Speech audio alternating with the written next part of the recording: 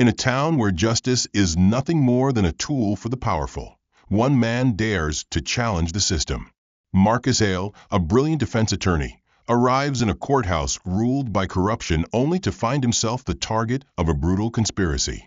Framed, arrested, and thrown into a prison designed to silence men like him, Marcus is left with an impossible choice: submit to Sheriff Randall's control or risk everything to bring him down.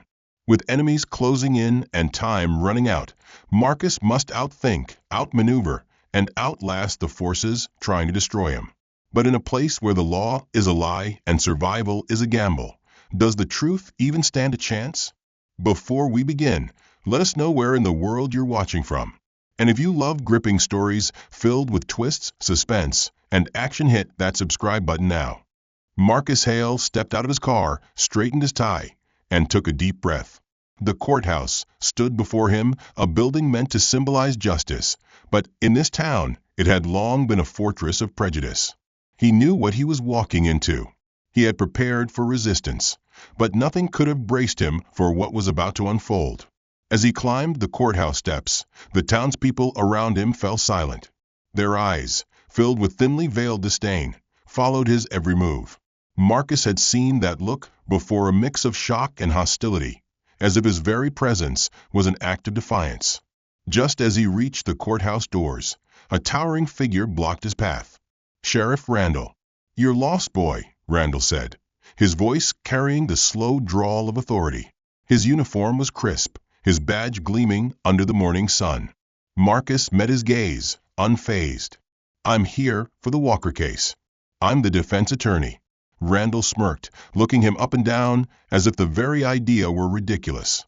"You mean you're his driver?" He pointed toward the back entrance. "Service staff uses that door." Marcus held up his credentials, his calm unwavering. "No, Sheriff. I'm his lawyer, and I'll be using this door just like every other officer of the court." Randall took the document, glanced at it, and then, in one fluid motion, ripped it in half. The sound was sharp, final. "I don't care what this says. You're not stepping inside my courtroom." A hush fell over the onlookers. Some chuckled. Others nodded in approval. Marcus clenched his fists, but kept his voice steady. "I have every legal right to be here. You can't deny me entry." Randall's smirk turned into a sneer. "Actually, I can." Before Marcus could react, Randall shoved him against the courthouse wall, pressing his forearm against his chest. "You hear that, folks?" Randall called out, his voice dripping with amusement. "We got ourselves an imposter." The crowd erupted in laughter. Then came the cold bite of steel. Cuffs locked around Marcus' wrists with a final click. "You're under arrest for trespassing and causing a disturbance," Randall announced, dragging Marcus away as the crowd cheered. This wasn't just about him. This was a message. No matter how far he had come, in their eyes, he still didn't belong. As the courthouse doors slammed shut behind them, Marcus realized something chilling. This wasn't just about keeping him out of the courtroom. They were making sure he never stepped into one again. Marcus barely felt his feet touch the ground as Sheriff Randall dragged him through the dimly lit corridors of the courthouse. The rough grip on his arm, the cold metal of the handcuffs biting into his skin, none of it compared to the humiliation burning inside him. He had faced racism before, but this was an orchestrated spectacle. Randall shoved him through a heavy door into a small, dingy holding cell. The bars slammed shut behind him. "You sit tight, counselor," Randall sneered, his voice dripping with mockery. "Your trial's about to begin." Marcus's heart pounded. Trial? He was here to defend a client, but now he was about to be tried himself? This was insanity. Before he could demand an explanation, two deputies grabbed him and dragged him back down the hallway. The doors to the courtroom swung open. What Marcus saw made his stomach tighten. The room was already filled. Locals crowded the benches, whispering, grinning. The judge, an elderly man with deep-set eyes and a permanent scowl, sat high above them all. And beside him, standing smugly, was the town's prosecutor. Marcus froze. It was the prosecutor, the one he was supposed to face in court. The man he had prepared for, studied, built a case against. And now that man was about to prosecute him. "Ah, Marcus Hale," the prosecutor said, his smile all teeth. "I've been looking forward to facing you. Just didn't expect I'd win this easily." Marcus straightened his posture. "This is illegal. You can't just manufacture charges and throw me on trial. I have a right to legal representation." The judge banged his gavel. "You have the right to sit down and shut up. That's about all you'll get in my courtroom." The audience chuckled. Marcus took a slow breath. Losing his temper wouldn't help. He needed to think. The trial began without pretense of fairness. Randall took the stand first, spinning a tale about how Marcus had forced his way into the courthouse, threatened an officer, and created a public disturbance. Then came the so-called witness, a middle-aged white man who claimed he saw Marcus acting suspicious outside the courthouse that morning. Every word was a lie. Every statement rehearsed. Marcus could see it, plain as day. And so could the judge. But it didn't matter. "This man's an outsider," the prosecutor declared. "Came here looking for trouble, and now he's found it." Marcus stood. "I demand my right to a defense attorney." A silence hung in the air. The judge sighed, as if he was being inconvenienced. "Fine," he muttered. "Get him his lawyer." For a brief moment, Marcus felt hope. Then the doors creaked open, and in walked a man in a pressed suit as attorney, a colleague from his firm. A white man. Relief flooded through Marcus. Finally, someone with sense. But then his lawyer turned to the judge and said, "Your Honor, my client has put me in a difficult position. I have my own reputation to consider. I can't represent a man who disrespects the court." Marcus's breath caught. "What?" His lawyer turned to him with an apologetic shrug. "I'm sorry, Marcus. I just can't be associated with this." Then he walked out. Marcus clenched his fists, fury boiling beneath his calm exterior. This wasn't just a trial. It was an execution not of his life, but of his credibility, his career, his very right to exist in this space. The judge wasted no time. "The court finds Marcus Hale guilty of trespassing and public disturbance." The gavel struck. 30 days in county jail. Marcus barely heard the gasps around him. He barely saw the smirk on Randall's face. All he could hear was his own heartbeat, thundering in his ears, as the deputies seized his arms and dragged him away. And he realized one chilling truth: they never intended to let him leave this town. The ride to the county jail was slow, deliberate, meant to stretch out his humiliation. Marcus sat in the back of the sheriff's car, his wrists still bound, his dignity left behind in that corrupt courtroom. Sheriff Randall drove in silence, but his smirk reflected in the rearview mirror. The moment the courthouse had disappeared from sight, Randall finally spoke. "You should have stayed in your city, boy," he drawled. "Men like you think a fancy degree changes things. But out here, we decide who belongs." Marcus didn't respond. He had nothing to say to a man who had already decided his fate. The car rolled through the rusted gates of the county jail, and Marcus took in the bleak, crumbling structure before him. It wasn't just a jail, it was a dumping ground. A place where men were sent to be forgotten. The moment the doors opened, 2 burly deputies hauled him out. Randall led the way through the dimly lit corridors, past rows of cells filled with black men in tattered uniforms, their eyes filled with silent warnings. A few prisoners pressed against the bars, whispering as Marcus passed. "New fish. That's the lawyer. He ain't lasting long." Randall pushed Marcus forward with a chuckle. "They're excited to meet you, Hale." They reached a steel door. One of the deputies unlocked it and shoved Marcus inside. The stench of sweat, rust, and something far worse hit him first. The cell was cramped, the walls damp with years of neglect. A single cot sat against the wall, barely more than a pile of fabric over a rusted frame. Before Marcus could steady himself, a heavy shove sent him sprawling onto the floor. Randall crouched beside him, his grin widening. "You've got 2 choices, lawyer. You keep your head down, do your time, and pray I don't forget about you. Or," he leaned in, voice dripping with malice, "you keep acting like you matter, and you won't be leaving here in one piece." The cell door slammed shut.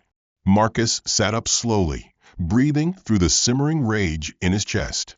He had spent his entire life fighting against men like Randall, but never like this.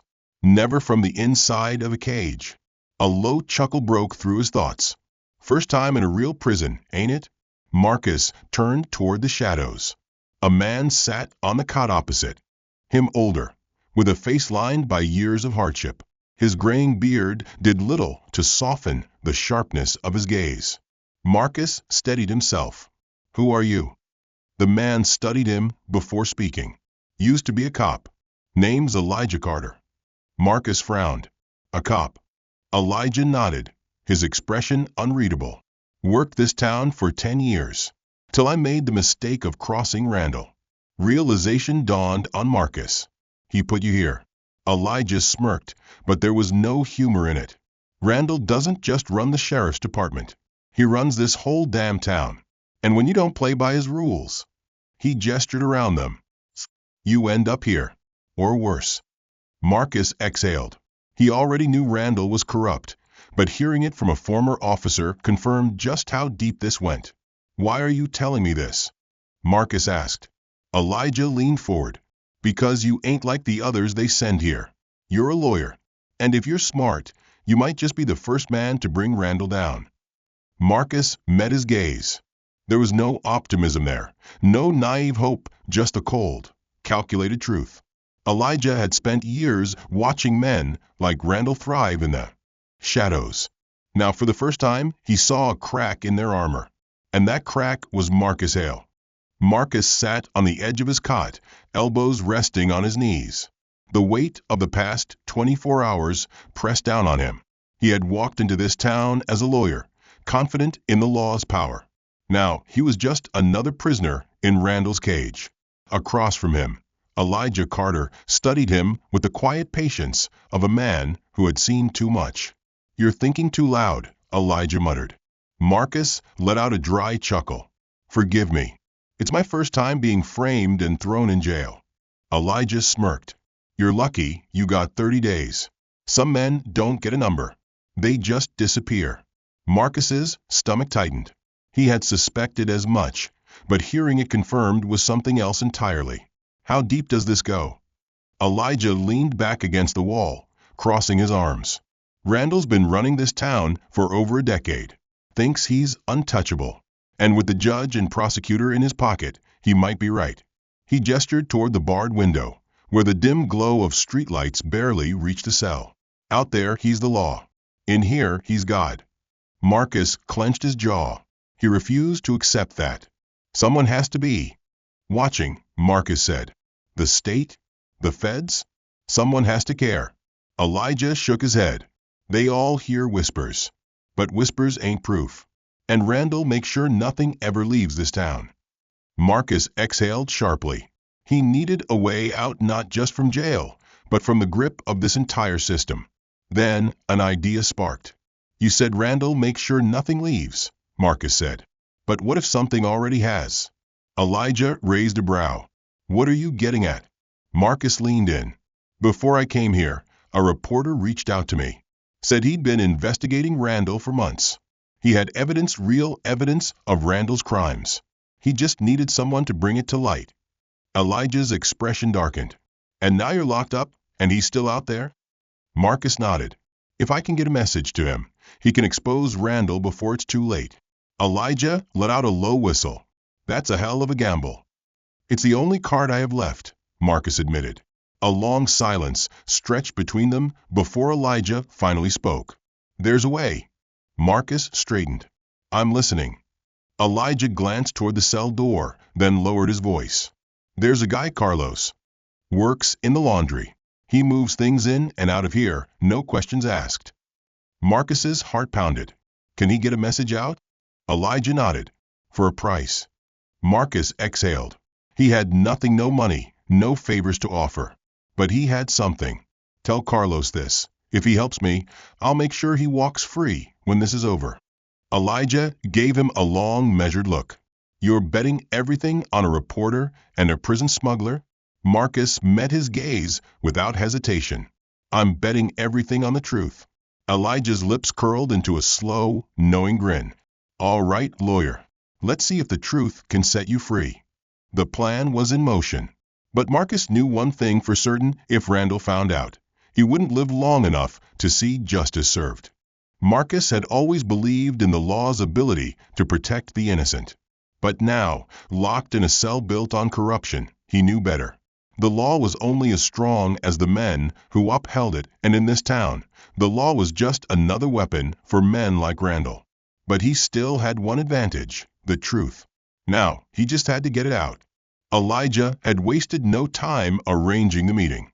Late that night, under the flickering prison lights, Carlos slipped into their cell under the pretense of collecting dirty laundry.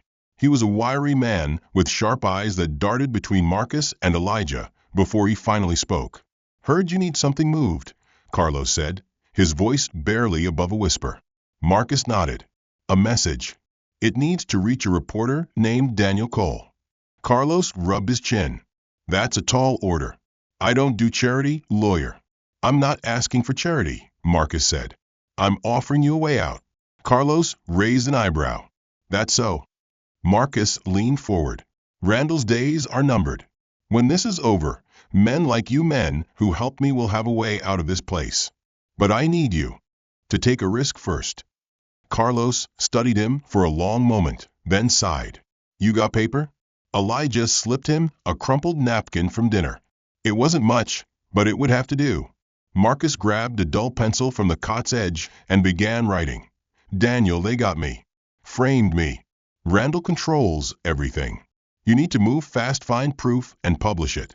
It's the only way." He hesitated, then added, "I'm in danger.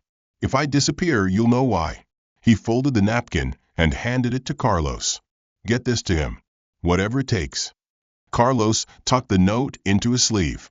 "It'll cost you." Marcus exhaled. "I don't have money, but I promise you when Randall falls, I'll make sure you're not buried with him." Carlos gave a dry chuckle. "You better be right, lawyer." Then he was gone, slipping into the shadows as quickly as he'd come. Marcus let out a breath he didn't realize he'd been holding. Elijah clapped him on the back. "Now we wait." But waiting wasn't easy. The next day, Marcus felt the pressure mounting. The guards watched him more closely. Randall hadn't visited yet, but Marcus could feel his presence, lurking in the air like a storm about to break. At lunch, whispers followed him. Some prisoners avoided his gaze. Others watched with interest. News traveled fast in places like this. The lawyer who thought he could beat Randall had sent out a message. By nightfall, Marcus was pacing the cell. What if Carlos gets caught? Elijah remained calm, arms crossed as he leaned against the wall. Then we'll know real soon. Minutes stretched into hours. Then footsteps. Marcus tensed. The cell door creaked open. 2 guards stepped inside. Behind them stood Randall, his face unreadable. "You and I need to talk," Randall said. Marcus held his ground. "Then talk." Randall tilted his head, amused. "Oh, we're not talking here." He gestured to the guards. Before Marcus could resist, they grabbed him, dragging him from the cell. Elijah's voice followed him. "Stay sharp, lawyer." The last thing Marcus saw before the door slammed shut was Elijah's knowing look. Randall knew something, and that meant Marcus was running out of time. Marcus was dragged down a dimly lit corridor, his arms pinned in an iron grip by 2 of Randall's deputies. The air smelled of damp concrete and stale sweat, the scent of a place designed to break men. Sheriff Randall walked ahead, his boots clicking against the cold floor, his hands resting casually on his belt as if he had all the time in the world. Marcus forced himself to stay calm. If Randall had found out about the message to Daniel Cole, he would have been dead already. No, this was something else. They turned a corner and entered a small, windowless room. A single metal chair sat bolted to the floor in the center, with a flickering overhead light casting shadows against the walls. Marcus didn't resist as the guards forced him into the chair. The moment he sat, they stepped back, standing at attention. Randall shut the door behind him. He let the silence drag out, watching Marcus with the slow, measured patience of a man who enjoyed being in control. Finally, he spoke. "You're not stupid, Hale. But you sure as hell don't know when to quit." Marcus met his gaze. If I knew how to quit, I wouldn't be a lawyer. Randall smirked. No, you wouldn't. And that's exactly why you're in this mess. He took a slow step forward. See, I run this town, Hale. The courts, the cops, the damn newspaper. Nothing happens here without my say-so. And yet, you walked in thinking you could change that. Marcus said nothing. Randall leaned down, gripping the arms of the chair, his face inches from Marcus's. His voice dropped to a low, menacing whisper. You sent a message out. Marcus's stomach twisted, but he kept his expression neutral. Randall studied him. Don't look so surprised. Did you really think you could sneak something past me in my own jail? He straightened and chuckled. Thing is, I don't care about some reporter. By the time your friend gets anything printed, you'll be long gone. A chill crawled up Marcus's spine. What does that mean? Randall gave him a mockingly sympathetic look. Accidents happen in here, Hale. Men slip in the showers, get into fights they don't walk away from. Hell, sometimes they just disappear. And nobody asks questions. Marcus's jaw clenched. He had known the risks the moment he sent that message, but hearing it confirmed sent a wave of cold reality through him. Randall straightened and dusted off his uniform. But I'm a fair man, so I'm giving you a choice.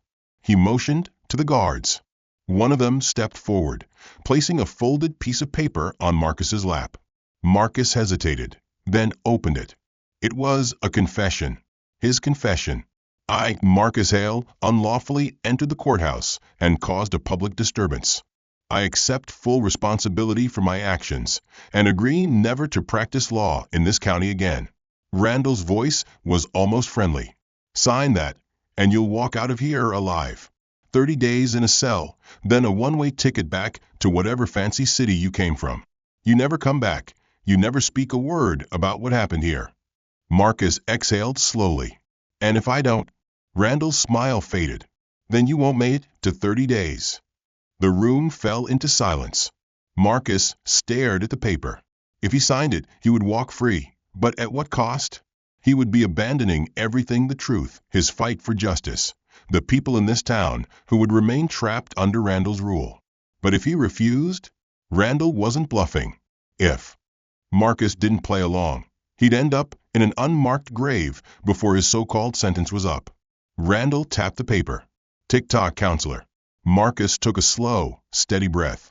Then he lifted his gaze, locking eyes with the man who thought he had already won. I'll need a pen, he said. Randall grinned, reaching into his pocket. Now you're thinking smart. But as Randall handed him the pen, Marcus knew one thing for certain. He wasn't signing away his life. He was buying time. And time was all he needed. Marcus gripped the pen, staring at the confession in front of him. Every fiber of his being rejected the idea of signing it. The words on the page weren't just false, they were a death sentence to everything he stood for. But right now, survival meant strategy. He had to play the long game. Slowly, he pressed the pen to paper. He let the ink bleed just enough to look convincing before pausing, furrowing his brow. He exhaled as if in defeat. I need a minute, he muttered. Randall smirked, arms crossed. Having second thoughts? Marcus rubbed his temples, putting on a performance. Just give me a second. You're asking me to throw away my entire career. Randall shrugged. No, Hale. I'm letting you keep your life. That's a fair trade, don't you think? Marcus kept his head down, pretending to struggle. In reality, his mind was racing. Signing this paper meant nothing if he didn't make it out alive. Randall could still have him disappear before his sentence was up. No, Marcus needed an ace. Something Randall didn't expect. He lifted his head. I'll sign, but I want something in return. Randall's smirk faded slightly. Oh, and what exactly do you think you're in a position to ask for? Marcus exhaled, feigning resignation. I want to make a phone call. One call to my firm. Let them know I'm stepping away. Randall's eyes narrowed. Marcus could see the calculations happening behind them. A phone call meant risk, but if Marcus was surrendering, then maybe it was worth it. Finally, Randall chuckled. Fine. One call. But you keep it short, and I better not hear anything I don't like. Marcus nodded, swallowing back his relief. It wasn't much, but it was a crack in the wall Randall had built around him. The sheriff gestured to his deputies. "Take him back. He gets his call tomorrow." The guards yanked Marcus up and dragged him out of the room. He didn't fight them. He didn't react. But inside, his mind was already working on the next move. Back in the cell, Elijah was waiting. He didn't say anything right away, just leaned against the wall, arms crossed. "You're still breathing," he finally muttered. "That a good sign or a bad one?" Marcus slumped onto his cot. "I bought us time." Elijah raised a brow. "That's a fancy way of saying you made a deal with the devil." Marcus shook his head. "I pretended to. I asked for a phone call." Elijah frowned. "And you think Randall's just going to let you say whatever you want?" "No," Marcus admitted. "But I don't need to say much. I just need to get the right message across." Elijah studied him for a long moment before nodding. "All right, lawyer. What's the play?" Marcus leaned in, voice low. "My firm won't help me, not directly. But there's someone who might. The reporter, Daniel Cole. If I can get just a few words to him, he'll know what to do." Elijah let out a low whistle. "You really think this guy's got the guts to go after Randall?" Marcus nodded. "He's been chasing this story for months. He's just been waiting for the right piece to expose everything. I'm that piece." Elijah exhaled. "Then you better hope Randall doesn't catch on before you make that call." Marcus met his gaze, determination burning behind his eyes. "I won't get another chance. I have to make this count." Because the moment Randall realized he was still fighting, he wouldn't wait for Marcus to sign anything. He'd just make sure Marcus never spoke again. The next morning, Marcus barely touched his breakfast. His mind was locked onto one thing: the phone call. It was his only chance to reach Daniel Cole, the only chance to expose Randall before it was too late. Elijah sat on his cot, watching him. "You look like a man walking to his own funeral." Marcus exhaled. "That's about how it feels." Elijah smirked. "Well, if you pull this off, maybe you'll get a proper burial." The sound of approaching boots cut their conversation short. Two guards stopped at the cell door. "Time for your call," one of them said. Marcus stood. Elijah caught his wrist before he stepped forward. "Stay sharp, lawyer. Randall ain't letting you do this without a leash." Marcus gave him a firm nod before following the guards. They led him down a long corridor, past cells filled with men who had already given up. Marcus wasn't going to be one of them. The phone sat on a metal table in a small, windowless room. A single chair, a single dial pad, and Randall. The sheriff leaned against the wall, arms crossed, eyes filled with amusement. "One call," Randall reminded him. "No funny business." Marcus sat down and took the receiver, his heart pounding in his chest. Randall handed him a slip of paper. "Dial the number and put it on speaker." Marcus clenched his jaw. Of course. Randall was going to listen. He took the paper, quickly reading the number. It wasn't his law firm. Randall must have rerouted him to someone he controlled to make sure Marcus wasn't calling for help. Marcus swallowed. He had seconds to think. He dialed, placing the phone on speaker. It rang twice before a voice answered. "Hello." Marcus forced a calm tone. "This is Marcus Hale. I need to speak to Daniel Cole." A pause. Then, "I'm sorry, Mr. Hale, but Mr. Cole is unavailable." Marcus's grip tightened. That wasn't the law firm. It was the newspaper. Randall's paranoia had forced him to redirect the call, but Marcus still had a sliver of hope. He had to send a message. A coded one. He took a breath and chose his words carefully. "Tell him the Walker case has taken an unexpected turn. There was an unlawful ruling, and I need his legal insight." Randall's eyes flickered with interest, but he let Marcus continue. Marcus kept going, his tone steady. "The situation is urgent. If he doesn't step in now, the truth will be buried." The woman on the other end hesitated. Then, in a softer tone, she said, "I understand. I'll make sure he gets the message." Click. The line went dead. Marcus set the receiver down, keeping his expression neutral. Randall studied him. That didn't sound like a resignation. Marcus exhaled, leaning back. Just making sure they know I won't be coming back." Randall's smirk returned. "Good. Now let's make sure you stick to that." He nodded to the guards. The moment Marcus stood, Randall leaned in close. "You're real lucky, Hale. I gave you a choice. Don't make me regret that." Marcus forced himself to nod. He had what he needed. As the guards escorted him back to his cell, his pulse thundered in his ears. The message was out. The warning was sent. Now, all he could do was hope Daniel Cole understood. Because if he didn't, Marcus wouldn't survive long enough to try again. Marcus sat in his cell, his back against the cold cement wall, staring at nothing. The phone call was done. The message was out. But now came the most dangerous part, the waiting. Randall hadn't said a word since the call, but Marcus knew better than to think he was safe. The sheriff wasn't the kind of man to take chances. If he so much as suspected Marcus was still fighting, he wouldn't wait for 30 days to be up. Elijah sat across from him, arms crossed. "You think it worked?" Marcus exhaled. "We'll know soon enough." Elijah gave a slow nod. "You sure Randall didn't catch on?" Marcus rubbed his temples. "He knows I'm hiding something, but he doesn't have proof." "Not yet." Elijah sighed, shaking his head. "Then you better pray that reporter moves fast, 'cause I got a real bad feeling." Marcus had a bad feeling too. Hours passed. The prison ran on routine meals, yard time, lights out. But the tension clung to the air like smoke before fire. Then, just after nightfall, the fire arrived. The first explosion wasn't loud. Just a muffled boom somewhere in the distance. A split second later, a siren blared through the prison. Then came the shouting. Guards rushed past the cells, their radios crackling with frantic voices. Marcus sat up, his heart pounding. What the hell? Elijah was already on his feet, eyes sharp. Something's happening. A second explosion closer this time. The walls trembled. Prisoners pressed against their bars, shouting, demanding answers. Then the lights cut out. Darkness swallowed the prison.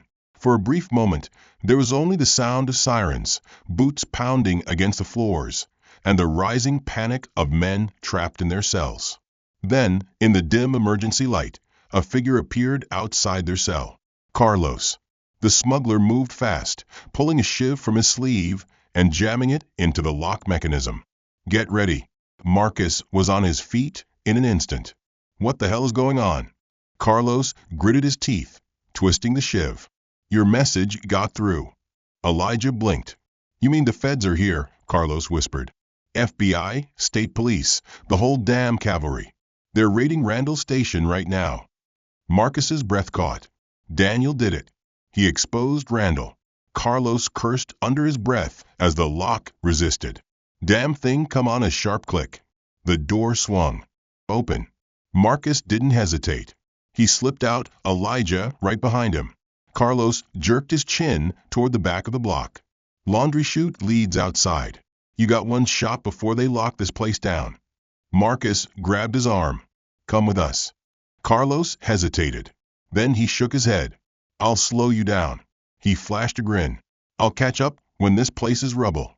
No time to argue. Marcus and Elijah sprinted down the hallway, dodging past panicked prisoners and scrambling guards. Smoke curled through the air. Someone had started a fire. Chaos was their cover. Reaching the laundry chute, Marcus yanked open the hatch. A steep drop led into darkness. Elijah peered down. No way back up. Marcus took a breath. "Then let's make it count." And with that, they jumped. Freedom was waiting, if they lived long enough to reach it. Marcus's body slammed against the metal chute walls as he plummeted into darkness. The ride was fast, brutal. His ribs banged against the rusted metal. His shoulder clipped a sharp edge, but none of it mattered. With a final jolt, he shot out the bottom of the chute, crashing onto a pile of dirty linens. Elijah hit the ground beside him with a grunt. "Hell of a way to make an exit," Elijah muttered, rolling off the heap. Marcus pushed himself up, shaking off the pain. The prison yard was ahead. Shrouded in chaos, alarms blared. Searchlights swept the grounds. Smoke curled into the air from fires burning near the gate. The place was tearing itself apart. Some prisoners fought guards. Others ran. desperate to escape the inferno. Marcus clenched his fists. "We need to move." Elijah nodded. "Follow me." They ducked low, weaving through the shadows along the outer wall. Randall's men were scrambling, shouting into radios, their controls slipping away. The FBI's arrival had set off a chain reaction, and now the entire system was collapsing. Then a voice cut through the chaos. "There! Stop them!" Marcus spun. 2 deputies were charging toward them, batons raised. Elijah cursed. "Go! I'll handle this." Marcus hesitated for half a second, then took off. He heard the sounds of struggle behind him, grunts, the crack of fists meeting flesh, but he forced himself to keep running. His target was the outer fence. Beyond it, flashing red and blue lights painted the night FBI vehicles, state troopers. Almost there. A bullet ricocheted off the ground near his feet. Marcus dove behind an overturned laundry cart. A familiar voice snarled from behind him. "You should have signed that damn paper, Hale." Marcus turned. Sheriff Randall stood just a few yards away, gun in hand. His uniform was disheveled, his face streaked with sweat. For the first time, Randall didn't look untouchable. He looked desperate. "This is over," Marcus panted. "The feds are here. Your men are turning on you. It's done." Randall's grip tightened on the gun. "I don't care. You think I'll let some outsider ruin me?" Marcus held his ground. "You already ruined yourself." Randall's finger twitched over the trigger. Then bang. Randall jerked forward, his face twisting in shock. His gun slipped from his grasp, clattering onto the pavement. Behind him, Elijah stood, holding a stolen pistol, smoke curling from the barrel. Randall staggered, falling to his knees. He clutched his side, blood seeping through his uniform. Elijah stepped forward. "That's for every man you locked up to die." Randall gasped, his strength fading. Then the prison gates burst open. FBI agents swarmed inside, weapons drawn. Marcus raised his hands as they surrounded them. A familiar voice rang out. "Marcus Hale?" Marcus turned, and there stood Daniel Cole. The reporter looked him over, relief flashing across his face. "We got it all. The corruption, the false convictions, the whole damn system. Randall's empire is done." Marcus exhaled, the weight of survival finally sinking in. Randall slumped to the ground, his reign of terror over. Marcus turned to Elijah. "We made it." Elijah smirked. "Took you long enough." As the FBI took control, as Randall was dragged away in cuffs, Marcus felt something he hadn't felt since stepping into that courthouse. Justice. It had cost everything, but it had won. And now, for the first time, Marcus wasn't just fighting for the law. He was the law. Marcus Hale's story proves one thing. Justice only exists when we fight for it. Corruption, power abuse, and oppression don't just happen in one town, they happen everywhere. But so do those who refuse to back down, who risk everything to expose the truth. What did you think of Marcus's journey? Did the twist surprise you? Let us know where in the world you're watching from. If you love gripping stories with suspense, action, and powerful moments like this, don't forget to subscribe. Hit that button so you never miss another intense, high-stakes story. See you in the next one.